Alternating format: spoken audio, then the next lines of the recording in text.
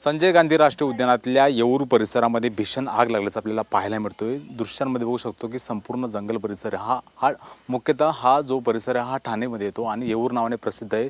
आणि आता आपण कोकणीपाडा या परिसरामध्ये आणि या संपूर्ण डोंगराला मोठी आग लागल्याची आपल्याला पाहायला मिळते।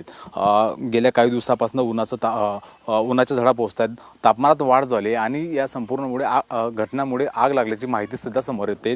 जवळपास संध्याकाळी 5 ते 6च्या दरम्यान ही आग लागली होती आणि ही आग वाढत गेली आणि संपूर्ण डोंगराला या आगीने व्यापल्याचं आपल्याला पाहायला मिळतंय। या इथे जे स्थानिक आदिवासी भूमिपुत्र हे सांगतात की त्या परिसरामध्ये सुद्धा काही लोकांची घरं आहेत आणि त्या परिसरात सुद्धा आग लागली आहे। घटनास्थळी अग्निशमन दल असेल आपला वन विभागाचा, त्यांच्या 3 टीम ह्या संपूर्ण आग विझवण्यासाठी ही प्रयत्न करतात। मात्र संध्याकाळची वेळ, रात्रीची वेळ हे आणि हा संपूर्ण उन्हामुळे जो संपूर्ण पालापाचोळा असतो किंवा झाडाच्या फांद्या असतात त्या सुकलेल्या असतात, त्यामुळे आगीला अजून रुद्ररूप धारण करताना आपल्याला पाहायला मिळते। संपूर्ण परिसरामध्ये धुराचे लोट आहेत। जवळपास हायवे ह्या आगीपासून ते 3 ते 4 किलोमीटरपर्यंत हा वनवा आपल्याला पेटल्याचं पाहायला मिळते।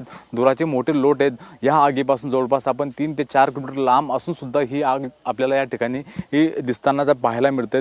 या संपूर्ण परिसरामध्ये आदिवासी बांधव मोठ्या संख्येने राहतात आणि हा संपूर्ण परिसर हा ठाण्याचं किंवा मुंबईचं फुफ्फुस म्हणून मानलं जातं आणि या फुफ्फुसालाच आग लागल्याचं आपल्याला पाहायला मिळते।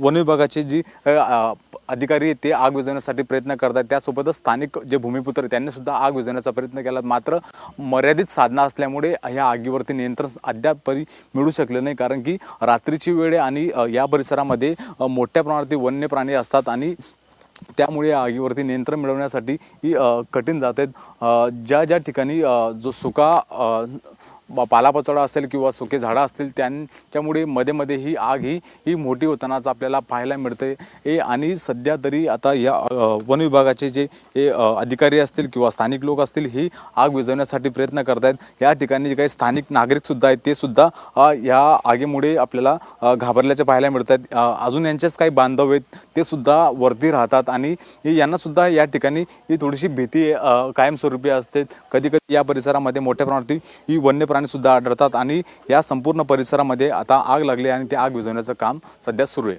Camera person अजयसह Mihira Dhakane, TV9 Marathi, Thane.